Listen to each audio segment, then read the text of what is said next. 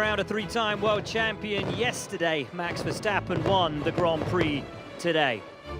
But it wasn't a dominant display as we'd seen in weeks and races gone by. The gap over the line, mere seconds, because of a rejuvenated McLaren. Double podium for them last time out in Japan, double podium for them today. And as the fireworks illuminate the night sky here in Qatar, welcome to your post-race show with me, Will Buxton, and Jack Doohan once again. Jack, great to see you, mate.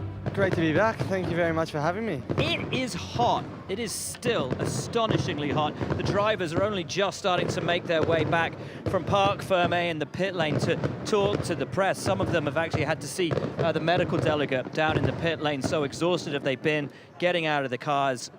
Just the most warm, physically arduous race for so many of them today. I think it was unexpected as well. We obviously knew that here in Qatar it was going to be warm, but really coming into this tail end of the season, we're expecting Singapore especially, and even those thoughts of Japan are being very hot. Coming here and this humidity just being through the roof, and any breeze is also just like a dragon breath, so there's no break that you can catch. You see the drivers lifting the visor, even George trying to get his fingertips out just to catch any sort of cooling that they can. So. And this circuit as well, the layout, it's relentless. There's no space, there's no opportunity to grab your breath other than start-finish straight. Other than that, it's corner, corner, corner, corner, no stop, unrelenting. Yeah, very short break in sector 2 especially. It's just corner after corner after corner, back on itself, back on itself. You don't even have a small little bit of straight to quickly regroup, especially on a track around here that it's also so physical. So although the conditions are so difficult, you plus have one of the most physically demanding circuits on the calendar as well. So everything is just amplified. Yeah, Logan Sargent, who retired from the race and had to be helped from the car, as we understand it, a number of drivers really feeling the after effects of that Grand Prix. Max Verstappen feeling the after effects of a third world championship. He won, he was never troubled, but that last stint he had to push. It wasn't easy for him. The McLarens were coming thick and fast. Same podium as last time out in Japan. What do we talk about first? The rejuvenation of McLaren or the incredible performance once again of Max Verstappen? Let's start with Max Verstappen, three-time world champion. Yeah, astonishing. You know, the McLarens have put up a good fight. You know, if you'd actually take this to the start of the season with their package, you know, you potentially could have had a different scenario, but you know, he's always been that step ahead, and as he was today, he always had an answer. As you said, it was a little bit close at the end of the stint, but I think they would have always had it under control. But you know, obviously a strong race yesterday. He probably would have expected more at the end of the sprint, potentially maybe to catch Oscar, but with the McLaren being so quick at the moment, that's seeming a little bit more difficult when he's not having those perfect clean starts and in the lead. McLaren's pace of late has been astonishing. Oscar Piastri won the sprint yesterday. They came from P6 to P2 and P10 to P3 in the Grand Prix today. It's taken everybody by surprise. I think it's possibly even taken McLaren by surprise. Potentially, and you know, it's not like yesterday everything just fell into Oscar's hands.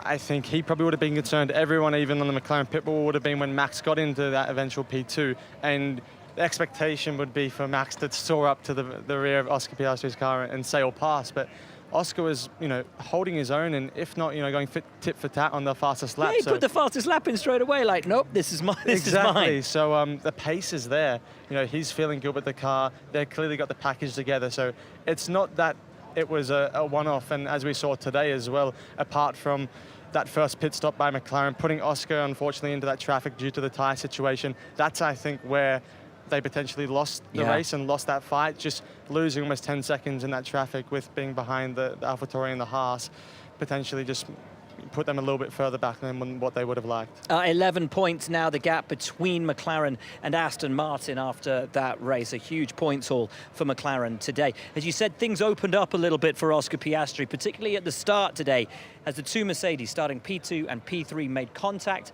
at turn 1. It was a defining moment of the race. Jack, Lewis Hamilton has taken full responsibility for this as we get a replay of the start. Talk us through it. Yeah, obviously Lewis got a better second phase 2. George regained a little bit of that when he pulled into the slipstream of Max when Max came across to defend the line, and Lewis was very aggressive, came across, and you know, in a way the room just kind of went away. George didn't have a place to go. Lewis was defining that squeeze, but I just didn't think he probably expected there to be that little room. And yeah, you know, we're talking very fine margins here, and and it went at a blink of an eye. Of course, George Russell pitted at the end of this lap with a punctured front left, fought back through the field, finished, frankly, I think a magnificent fourth. For me, between him and Oscar Piastri for driver of the day, I think. The way that George pushed through the field in that Mercedes, I thought was pretty astonishing today. I don't think there's enough recognition for the drive because he was putting on move lap after lap after lap, especially in that turn 6, which seemed to be one of his favorites. With no DRS. With no DRS, exactly. And he was able to really make sure that he pulled it back a little bit on the entry to turn 5, make sure he's powering through so he wasn't too close on the entry to get that aero wash. He was sitting back a little bit, making sure he was getting that good exit so that he could power up to on the entry of turn 6. And he was always that 1 to 2 car lengths behind, which was catching the drivers out by surprise. He could always put it in, get to the apex, no misses, no snaps, and was making the move cleanly. And lap after lap, which I didn't see from any other driver. For me, I think driver of the day. For me, George. I know it went to Oscar in the end, but I thought he had an absolutely sensational drive. Yeah, both drivers obviously did very well. Yeah. Oscar finishing P2, double podium, and did a great race. Yes, it opened up to him on lap 1, going from P6 to P2. Had to do the job, though. But in the end, had to hold ground. You know, his pace as well was astonishing. But George's fight back through the field after spinning out, having a front left puncture, putting on to a strategy which is completely up in the air, and to come back P4, 12 points, I think they would have been happy with that. Yeah, great job. Of course, it all happened down there at turn 1 between the two teammates, George Russell and Lewis Hamilton. Lewis was over in the media pen fairly quickly talking about what went down and taking full responsibility for that moment. Lewis, obviously, sorry to see you out of the Grand Prix on the first lap. Just give us your read of how that first corner went when you went side by side with George and Max. Yeah, obviously gutting and massive apology to everyone back at the factory. Yeah, it was just, I think, just probably a racing incident, but I take full responsibility for it. I don't think George really had anywhere to go. So. You had such a good getaway, and there was a lot of potential, I guess, in the race today. When you look back on it, would there anything you'd have done differently, do you think? It's always in hindsight you do things differently. Right, thank you. Yeah, don't know where. Good to hear from Lewis Hamilton then, taking responsibility for that incident. And really, Mercedes had set themselves up for, I think, a repeat of yesterday by putting Lewis on the soft and George on the medium, splitting the strategies just like they did yesterday, but it was George on the soft for yesterday's sprint. Could have played out for them. Yeah, always having Lewis on that soft, knowing that he probably wants to get in front of his teammate, knowing is that opportunity to really make a make or break in those first few laps. It was always going to happen, unfortunately. We have Liam, though, so let's chat to him. Liam, you look, man, you look like wasted. you just, yeah, you said it, wasted. How Wasted. tough was that, man? Yeah, I mean, when you're fighting the car as well through the whole race, you probably know what it's like. It makes it like twice as hard. So in these conditions, that really didn't help. It's just something we need to look into, obviously. Right now, I don't know. I think we tried something today with the car. We went a bit aggressive to try and make something happen, and I just think in the end it wasn't the right direction. Talk to me about what it's like driving a Formula One car in these temperatures, in this heat, when you lose as much fluid as you do from your body, how it affects not just you physically, but your cognitive function when you're sitting behind the wheel. Obviously, it's pretty extreme. In a normal situation, you get to the straight, you sort of get a bunch of cold air coming through the helmets. But here, you're getting such hot air that it's just obviously tough to breathe. And I think, as I said, when you're fighting the car a lot, like you're obviously having to do so much. For me, I was really struggling throughout the whole race to honestly just stay on track. So that I think made it a bit extra tough. Making your debut races, obviously, in the circuits like Singapore and here, isn't easy. But really coming into this GP, we're expecting the conditions to be this extreme. Ticking off Singapore, being like, all right, I made it. That was a tricky one, but I got through it. And then coming here and it being this difficult. I think, Singapore's meant to be the toughest race. That's the one that everyone's like, oh, once you do Singapore, it gets easier from there. It's easy after that. It didn't feel like it today. And looking at a lot of other guys, I think it was tough for all of us. So, I think we didn't expect it to be this tough. But honestly, I mean, physically it was tough, but that's not where our issues were today. It was as where we were with pure pace. It just wasn't there.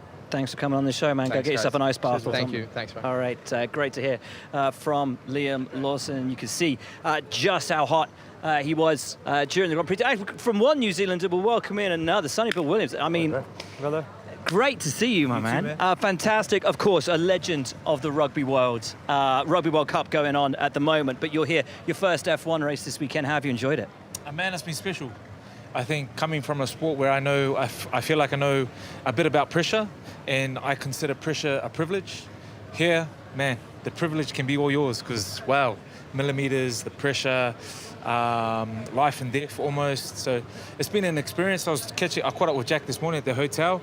We're talking about food that we don't get to eat. But yeah, it was a cool catch up, and it's been a real eye opener. The conditions today, and if you've seen the guys going back to the pen after the race, they're all spent. Yes. They're done. You know what it's like to put your body on the line week in, week out when you play rugby. Can you understand what these guys are going through at 200 miles an hour? Yes and no.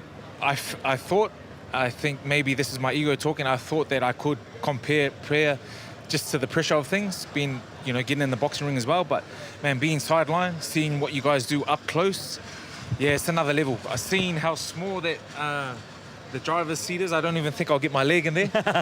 But the pressure. I was having a look for the aircon button, as I said to you this morning. But just the pressure, the millimeters and decisions, seeing them come into the cockpit and get out, and knowing that it's not just the pressure of yourself. You got your team. Man, the intensity is another level. So I might have to go back and carry on the Netflix documentary. I think so.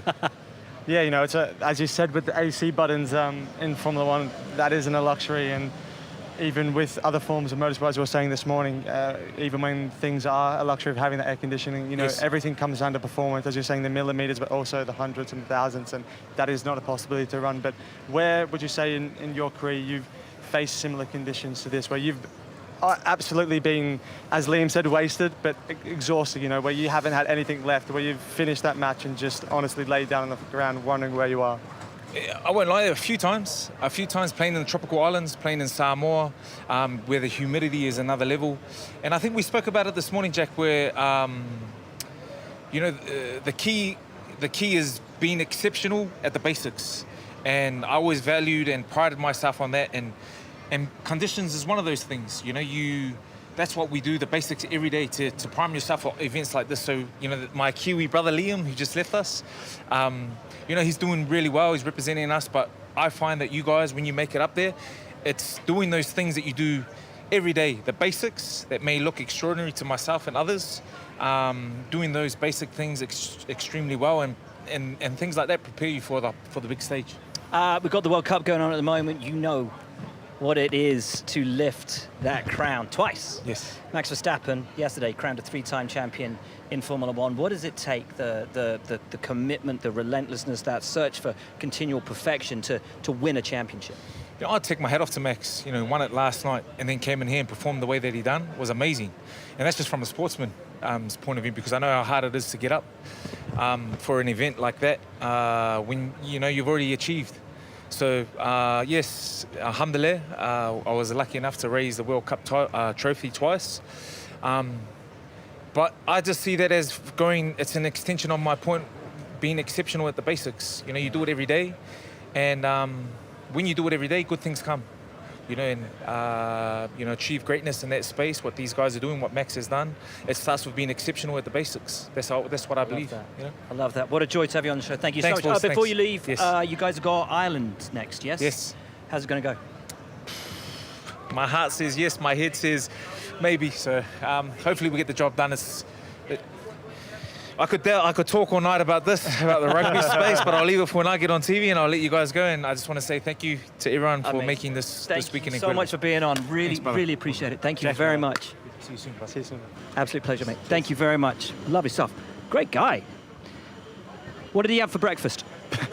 Clearly a lot more than me, because he's a big boy. I can understand now why he lifted that trophy a couple of times. Absolute legend. Absolute legend. Let's get back to chatting about the Grand Prix today. We've talked a little bit about George Russell. I just saw Valtteri Bottas disappear behind us while we were chatting to Sonny Bill Williams there. Alfa Romeo played a blinder today, I think. Both cars in the points, and a phenomenal drive from both. And actually, as I say that, here comes Joe. So we might as well ask, we'll ask Joe all about it. How are you, mate? What a drive, man. You might need it's a mic. microphone for you there. Points, P10. First of all, how are you feeling? Are you as exhausted as everybody looks? Yeah, actually, I think finished P9, if I'm not wrong. Oh, P9 now? Yeah, I it's think changed. So. I think Sergio had a penalty, so really exhausted. Never been so tricky or hard race physically, because the air, like with less wind today, we had no air. So the whole in lap, I tried to open my visor, just get some airflow. It was tricky because we have to push like almost quality lap the whole last 2 stints on the hard. So yeah, happy with the outcome, of course. Wow. Liam was saying that not only is the conditions so difficult out there, but also when you're fighting the car, as you know, I know as well, and as you would have, as you would have experienced today, that just amplifies everything. So how was it for you? As you said, it was quality laps, but those early stints when you're trying to make it work, when you're stretching that medium tire life, how was it? It was tricky. I mean, before the race, we honestly decided strategy like 30 minutes before the pit lane was open. It was like, let's go for that. And obviously we choose different from the 2 drivers. So yeah, really happy. I think purely on pace, we was there, and we was having a very good, strong stint, especially at that final stage. That 18 laps on the hard, that's where it makes the gap difference. So yeah, really proud, and finally after such a difficult second half season. Last on the grid today, P19 to P9 at the flag. That's got to feel great, particularly as you had upgrades this weekend. You've got more coming down the line as well at a couple of races all the way through to the end of the season now. Yeah, I mean, we've been struggling for the last few races, especially can't get really a clean Saturday. So really happy, not just from my side, coming from all the way from the back. Also, double points means we move up on the Construct Championship. It's so important for next year. And yeah, from my side, this is just so rewarding and the motivation for the team here and back in the factory. Absolutely huge. Great drive today. Well done, man. Really appreciate you coming on the show. Great stuff. No, don't you worry about it. It's all good. It's all good. You know this guy well. What a brilliant drive from him today. So P19 to P9. And to be honest, not looking too bad.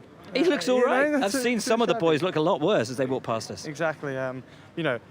Every time they were inside the top 10, they did an extremely good race, and especially, was a threat to us at Alpine, the Bottas and Joe, which wasn't an expectation coming into the race. So them obviously being at that P19 would normally give him the opportunity to do something extraordinary on the strategy, go along, whatever, but with this new tyre rule, that wasn't an option. So to perform a race like that with the circumstances they had is a hats off to him. Yeah, great stuff. Of course, as you said, the tyre limitations that were put in place today, one permutation for the Grand Prix. The other, track limits. We saw a number of drivers running wide. We saw a number of drivers getting penalties. And as Joe just told us, moves up from the P10 to the P9 because of another penalty to Perez. 6 infractions for Perez today, 3 penalties in the end. And difficult afternoon for Sergio Perez. Difficult afternoon actually for all the drivers out there. How tough is it, A, on quality lap, B, then in a Grand Prix when you're fighting, to even see in these cars 18-inch wheels, whether you're, an inch one way or another over the line? It's extremely difficult. And as I was watching those onboards, because we as a team, we're paying attention to not only our 2 drivers, but everyone to see, who's doing these infringements, when they're doing them, because with FIA having so much on their plate, it's impossible for everything to be coming at the tick. So we're making sure that, okay, when this warning has popped up, there's not already another one coming. We're putting ourselves in a risk. We don't box too early and end up having that penalty at the end of the race when we could serve it in the pit lane. So what I was seeing as well, that as a driver, you get to the exit, you know that you're inside track limits, then your mind already shifts to the next corner. And what I saw some of these penalties were coming from was actually not the exit of the corner, but when you're running on such fine margins and your right-hand side tires are on that white line, them thinking about the next corner and opening it up slightly, catching the track limits, on an issue that is not forced, is subconscious, that just happens. So that is a pain, and it's something that you don't even realize, because when that would ping up when the team says, oh, you've got a 5-second penalty, now the track limits at turn 13, you in your mind would think, as a driver, no, I didn't. I was in track limits, but that subconscious of opening the steering wheel up that little bit on the entry just puts you that millimeter over the white line and snatches it. Fascinating. One driver who wasn't held back by track limits today was Max Verstappen. One driver who most certainly was his teammate Sergio Perez. Laura Winter has caught up with their team boss, Christian Horner. Christian Horner, you look quite hot after that one. Unbelievable conditions, aren't they? It was unbelievably hot. I mean, it's hot on the pit wall, it's hot under the podium, and you can see the drivers were truly, exhausted or certainly dehydrated. So, a tough race. Tough in the pit lane, and congrats to all the mechanics as well to go through that. But great to get that 16th win of the season. Yeah, brilliant stuff from Max Verstappen there, and so well handled. How challenging was it to get the strategy nailed on, knowing that the 3-stop perhaps was coming, but not having it confirmed until sort of a matter of hours before the race? Well, strategically, basically there were stint length maximums for each team, so we knew the maximum where everybody was going to stop. And the reason we went along on that last stint was just to cover a late safety car and check what tyres that everybody was on, with George on the soft and so on. So strategically it was just closing that race off, and Max, an incredible performance, his 14th victory of the year. And look, job done for yourselves in the constructor standings, job done for Max Verstappen. Look, on the other side of the garage, and I hate to have to ask the question again, but we are seeing Sergio Perez out the points today. He was down in qualifying as well. Where is this disparity between the level you're expecting from Max Verstappen and the level Sergio Perez is delivering coming from, do you think? Well, look, I think we need to have a chat with Checo after the race to understand, what was causing him to have the track limits, and a tough race for him, a really tough weekend, and we'll continue to give him all our support and to get him back up there. Thankfully, Lewis didn't score today. Fernando didn't score heavily. So he's still second in that Drivers' Championship, but we urgently need him to find his form. Yeah, he more than anyone will want to as well. We look ahead now to Austin, another sprint weekend. I guess this has been pretty good practice for it, hasn't it? Yeah, absolutely. I mean, I think we're looking forward to love racing in America. Austin's always a big venue, another sprint weekend. It's 3 on the bounce, a lot of racing coming up. So with Austin, Mexico, then Brazil, it's going to be a busy period. And Christian, I'm sure the mindset won't change one bit, even though you've clinched both titles, will it? No, absolutely. I mean, there's 5 races to go, 2 sprint races.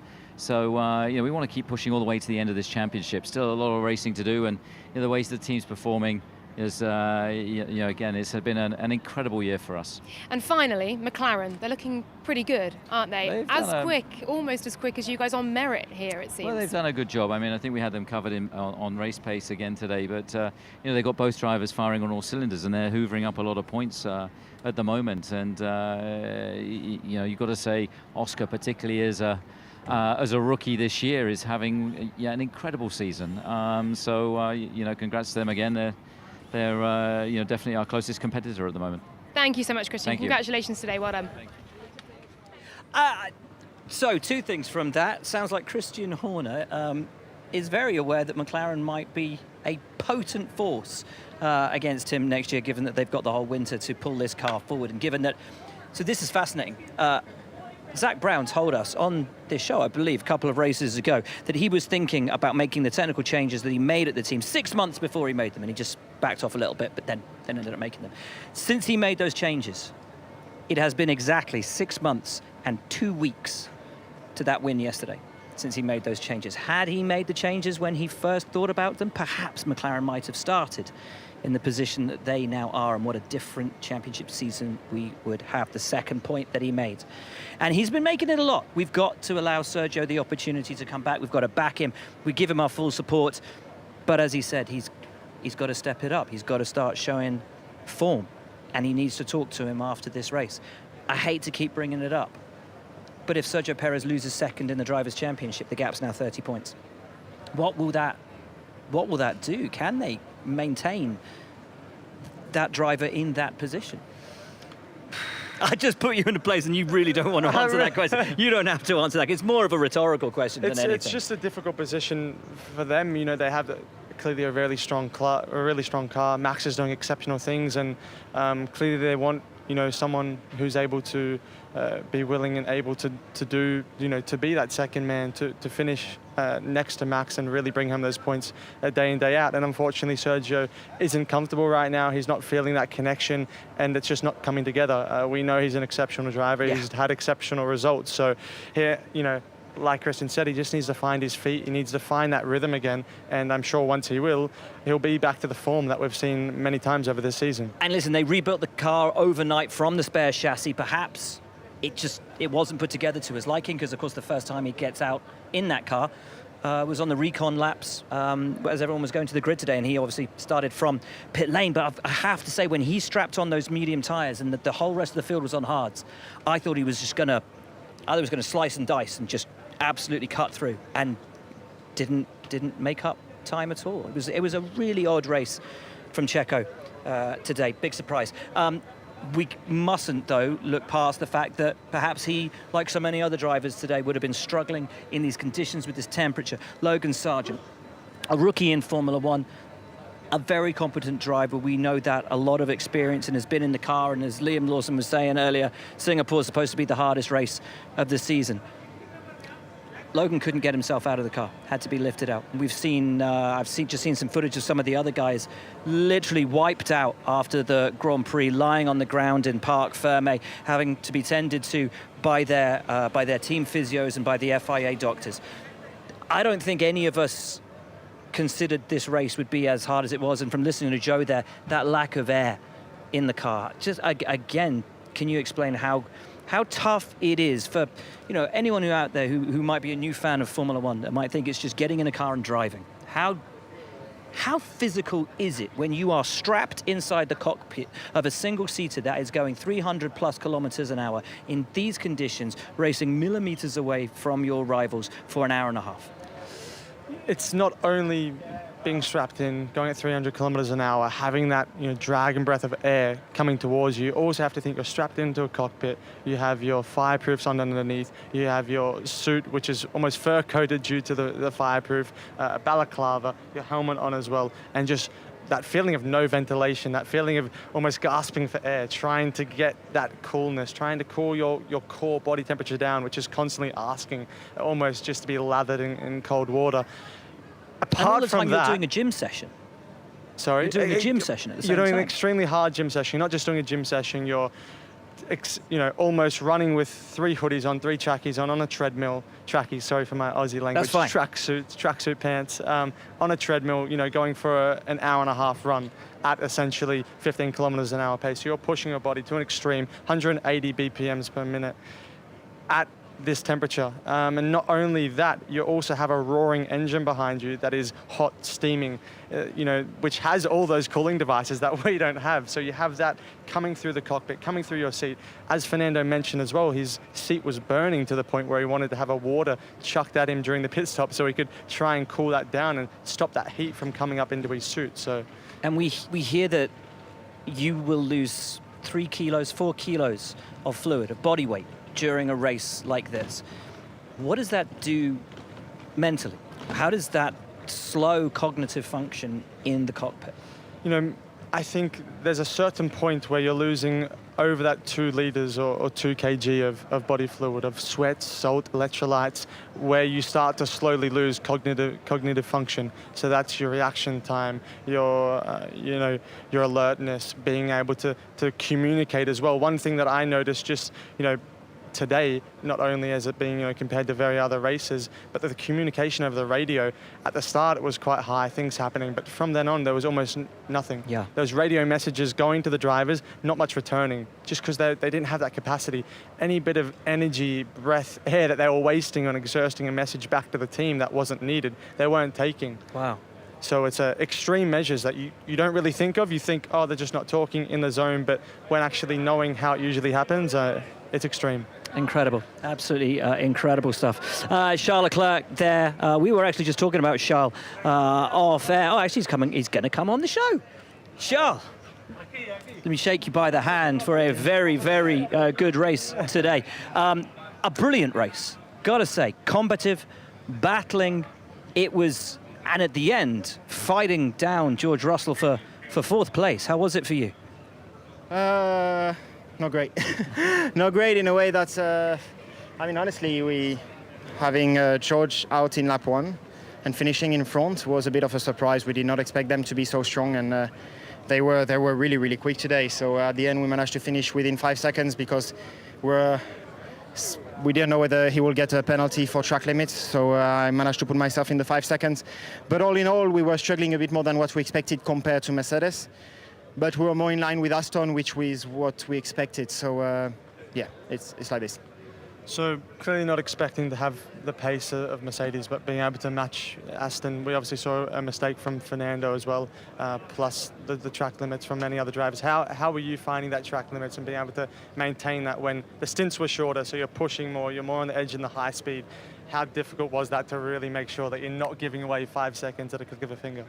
Well, I can see you two sweating and yeah. So honestly, this is the toughest race by far that I think we've all done in our career, for 3 main reasons. One is obviously the heat, second is all the high-speed corners there are, and I think third, which is the most important point, is that with having 3 mandatory pit stops, you are pushing quali laps after quali laps, and this makes it so much harder for us, at a point where you're asking yourself whether for next year we should revise a little bit the amount of laps, because we've had a look at the end of the race where we are sitting down and resting, and when we look each other in the eyes, you could understand that some drivers were feeling really, really unwell. So, yeah. But all in all, that makes it even more difficult for the track limits to respect them, because you are speaking about 5 centimeters, and at 280 kph, it's already difficult in qualifying.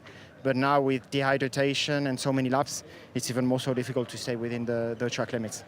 Some fans will say, shouldn't Formula One be constant push every lap? Full beans, quali laps for 300 kilometers. Has it got to a point where Formula One isn't like that anymore, so this is not the norm? I mean, Formula One has got so much faster than in the past, so it is possible, and I think we could still target for that. But let's say in Qatar with 40 degrees. Let's do it on a cold day in Silverstone. Exactly, 40 degrees. Because honestly, physically, it's not like we are tired in a way. I mean, the muscles are not that tired. It's the dehydration that is so bad. You lose so much water that the vision gets really bad towards the end of the race, especially in the high speed with the G-forces.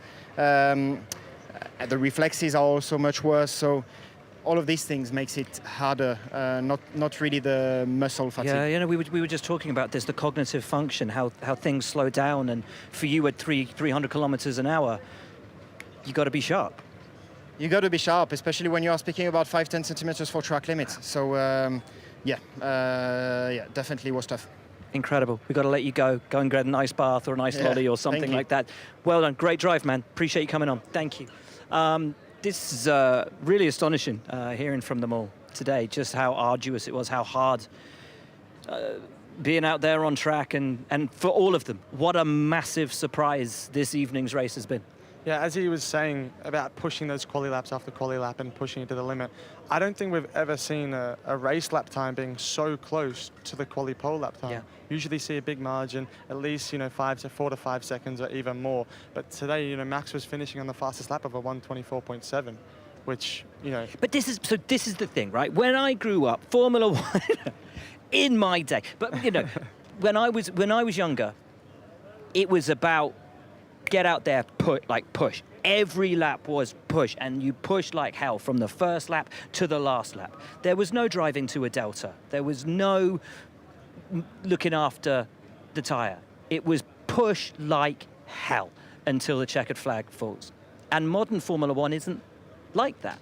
It's been different now for a decade or more, that it is drive to a delta, look after the tyres, back off, push when you can. But I mean, we looked, where was it, Singapore or Japan? That opening stint was 10 seconds off quali pace? Yes, yeah, which is, a lot in that terms. But when you think about everything that is going on compared to a 10 kg fuel tank at high performance on soft tyres with max downforce in qualifying, going to a 120 kg fuel tank with hard tyres, the track is also green. You haven't driven on it today. You haven't really driven in that full race trim as well. So everyone doesn't really know expecting what the tire is going to do, how the car is going to be feeling.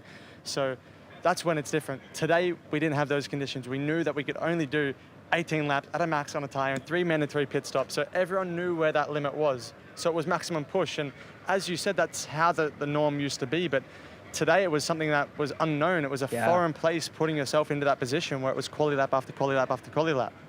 Brilliant stuff. Right, the man who we both agree was one of the drivers, if not the driver of the day, George Russell, was last at one point today, fought through to fourth. As Charles Leclerc said, Ferrari didn't expect him to be so quick. Did he expect to be as quick as he was? Great drive. Let's hear from George Russell. Hey, George. Well, it was a heck of a comeback in that Grand Prix, so fair play for that. But take me right back to the start and just give me your emotions on how that all played out. Yeah, obviously bitterly disappointing what happened at the start. It all happened so quick.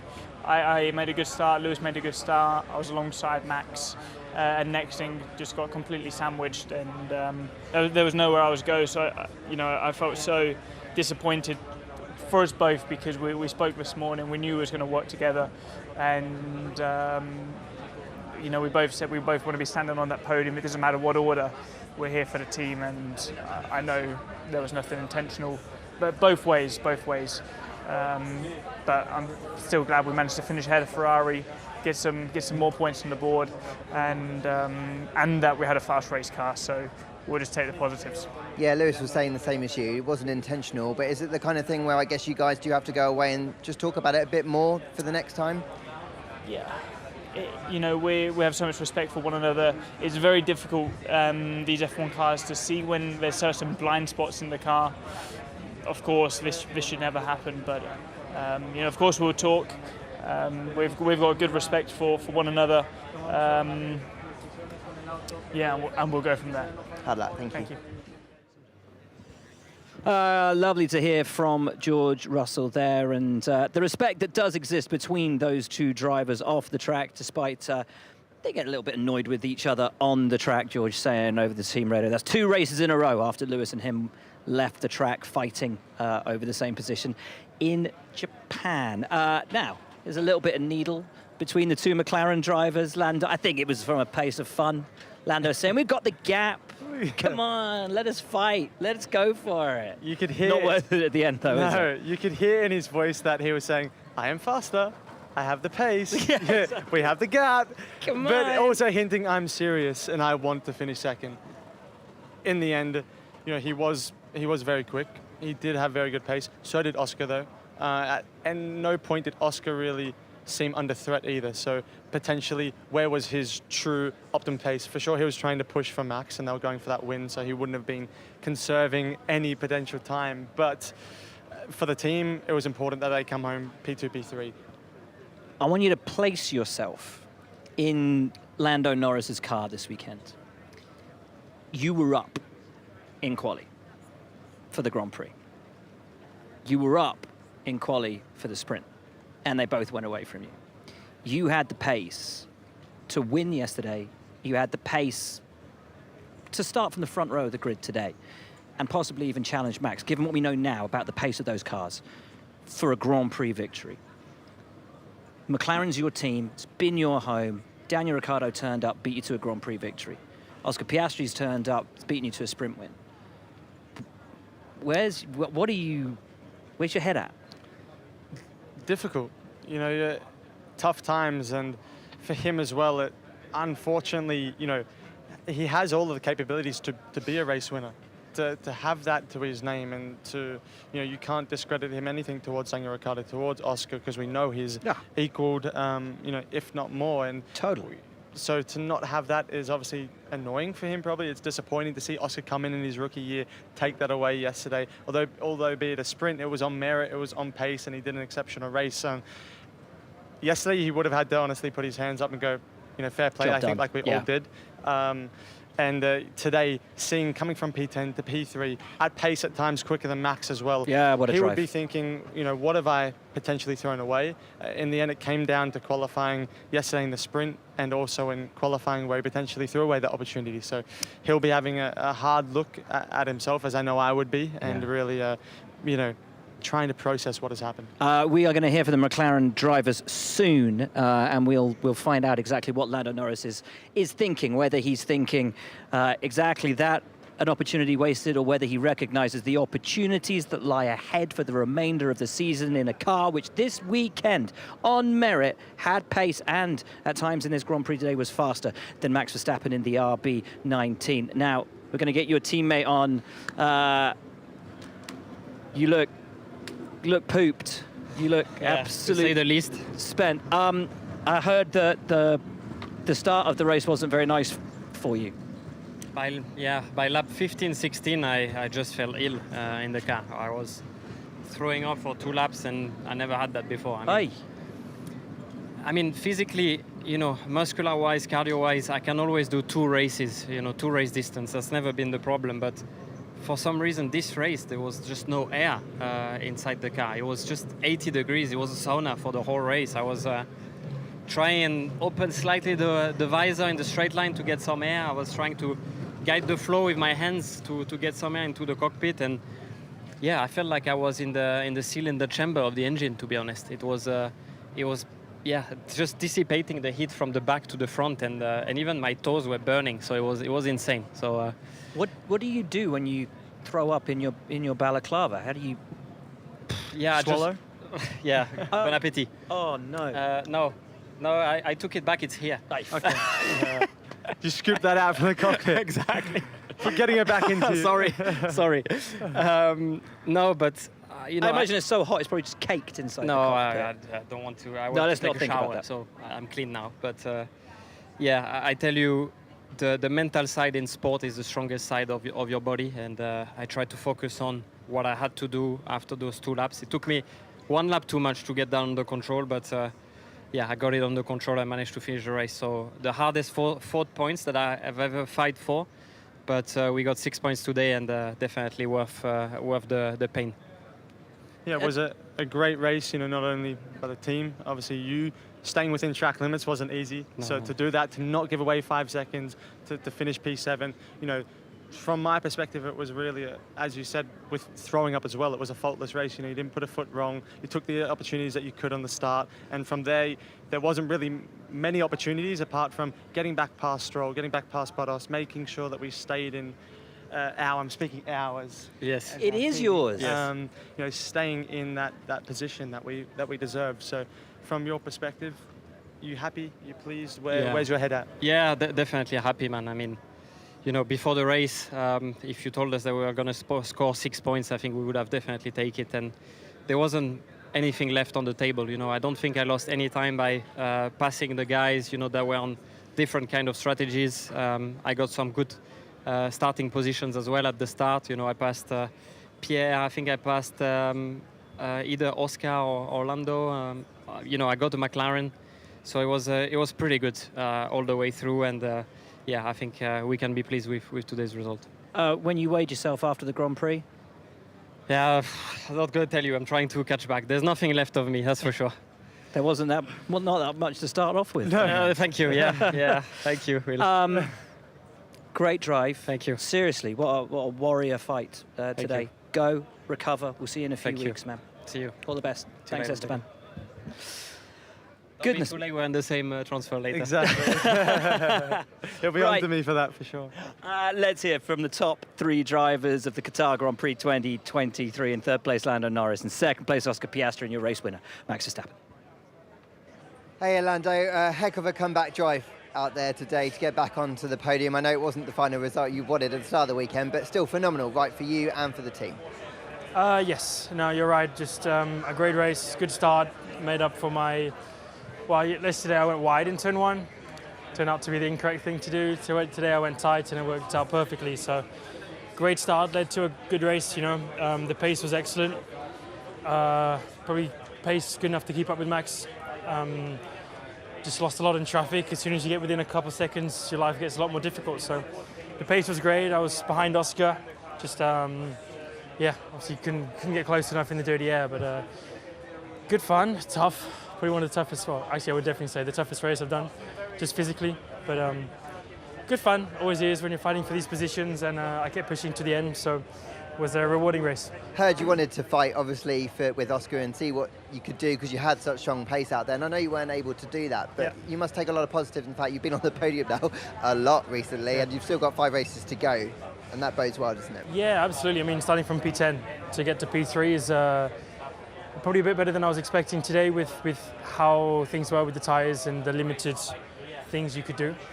But yeah, the pace was good enough to win today, you know, so a bit more of a knife further in after the last few days, just showing that we had the pace probably to be on top if I didn't do the mistakes I made earlier on the weekend. And I guess that's why I was just disappointed with myself, because I knew what we were capable of maybe coming into today, and if I didn't start 10th, I definitely would have finished higher than 3rd. So yeah, it's a tough one to swallow, but it's the way it is. I have to keep my chin up, keep moving on, and definitely a day like today helps me do that. And no mistakes today. It's coming, Lado. Surely it's coming. No, I mean, it's been a great weekend. The pace has probably been one of my best paces. It's probably been one of my best weekends in terms of just overall pace. I just made 2 mistakes, which have cost me so much. And when I say so much, it's cost me potential win twice. So that's why it's not like I'm fighting for a P10 now or an 8th or a 5th even. It's for a 3rd, 2nd or a 1st. And I guess that's just why it's much tougher than what it would have been earlier on in the season. So yeah, I'm happy now and yeah, ready to go again. And I just want to say a big thanks to the team. They've done an amazing job all weekend. A 1.8 second pit stop. One of the best ones ever, and it's the hardest in terms of doing that and delivering it. So the team have done an amazing job all year, all weekend, and hopefully we can continue that and keep fighting hard. Bring on Austin. See you there. Thank you. Cheers. Hey Oscar, well I was calling you Mr. Sprint earlier, but you're basically Mr. Grand Prix now. What an awesome performance out there today. Just how satisfied are you with that? Yeah, very, very satisfied. I think that was the most we could have done. Yeah, tough race out there, and 2nd and 3rd for the team is an amazing result. You know, it's been an amazing weekend in general. So yeah, very happy. How is it happening? Is it just the car is kind of delivering the results that you need, or is it just you're kind of just finding your way a little bit more, or just a combination of the both? I think mostly the car. I think, you know, from quite early on in the year, we knew Suzuka and here would probably be kind to us. It's been the case.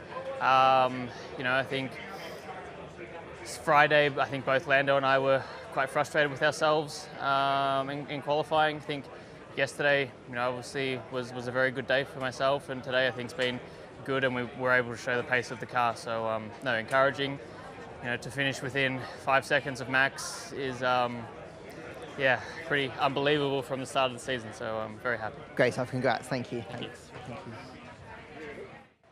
Hey, and Max, congratulations. Another win on the board. I think that's 14 and 17 this year. Just talk me through how tough it was, though, out there to get that done. Yeah, it was quite warm out there. So that was probably the hardest bit. I think we made our race, I think, in the first stint where I could really pull a gap.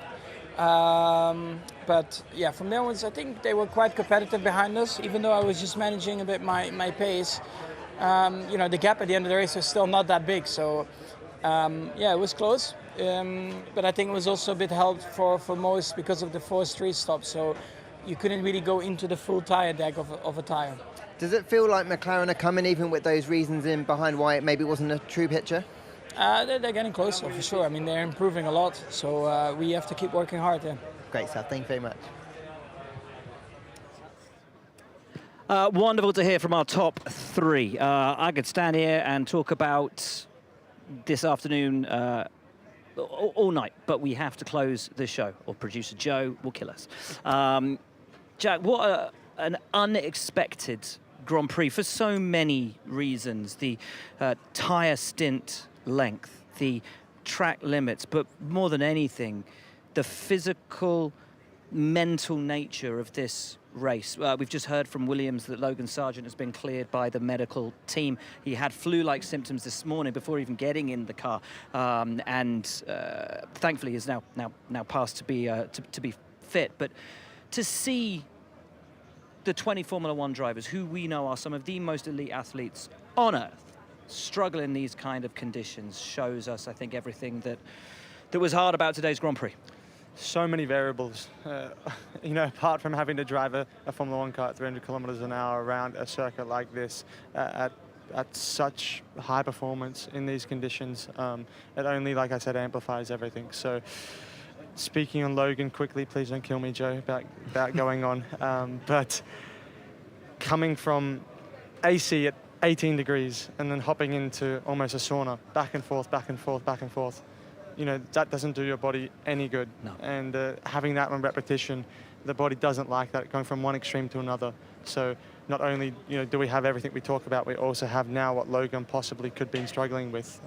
So, yeah, what a race. I don't think we were expecting really much of it, apart from Max cleaning up again. But, yeah, what's next? What's next? Hopefully, more shows with you, my friend. You've got the job. Right, this is what's next. Segue. Austin. Here's where you can see everything. As always, we kick things off on Thursday with your weekend warm-up. And then we roll into, well, guess what, folks? It's another sprint weekend. Friday the 20th of October, free practice 1 at 12:30, then qualifying at 4 local time. Your shootout 12:30 on Saturday, your sprint at 5 Sunday. The Lenovo United States Formula 1 Grand Prix. And that, folks, is it. What an astonishing weekend. Max Verstappen, a 3-time Formula 1 world champion, but McLaren are on the rise. Formula 1 continues to enthrall and excite and surprise.